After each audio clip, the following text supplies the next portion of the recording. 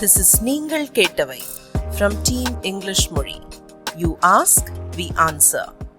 Provided that, take it for granted.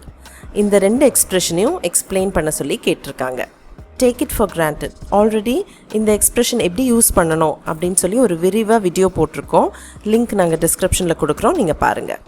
Provided that அப்படின்னா only if or on the condition that, அதாவது ஒரு நிபந்தனைக்கு உட்பட்டு அப்படிங்கிற அர்த்தத்தில் தான் நம்ம இதை பயன்படுத்துவோம். Take a look at this example. I'll let you play provided that you finish your homework. இங்கே that இல்லாமையும் நம்ம இந்த சென்டென்ஸ் சொல்லலாம். கிராமட்டிக்கலி அதுவும் கரெக்ட் தான். I'll let you play provided you finish your homework. இங்கே ஒரு நிபந்தனை இருக்குது. வீட்டு பாடம் முடித்தா மட்டுமே விளையாட போக முடியும். I'll let you play only if you finish your homework.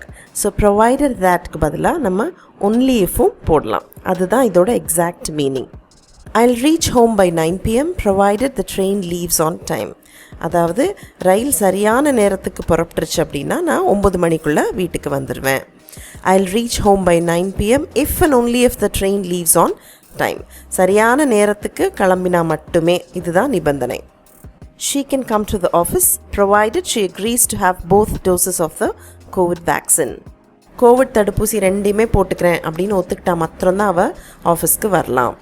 அதுதான் நிபந்தனை. நான் முன்னமே சொன்ன மாதிரி ப்ரொவைடட் தேட், இதில் தேட் ஆப்ஷனல் தான். தேட் இல்லாமையே நம்ம சொல்லலாம். பரவாயில்ல, அதுதான் நிறைய பேர் யூஸும் பண்ணுறாங்க. Ready for a short quiz? Kyle can buy a new mobile phone only if she pays for it. இதே சென்டென்ஸை ப்ரொவைடட் இல்லாட்டி ப்ரொவைடட் தேட் இதை யூஸ் பண்ணி எப்படி ரீரைட் பண்ணணும் அதை நீங்கள் காமெண்ட்ஸில் எழுதுங்க. உங்களுக்கு ஏதாவது கொஸ்டின்ஸ் இருந்ததுன்னா கட்டாயமாக கேளுங்க. I'll meet you in another video. Until then, take good care of yourself. நன்றி, வணக்கம் and bye-bye.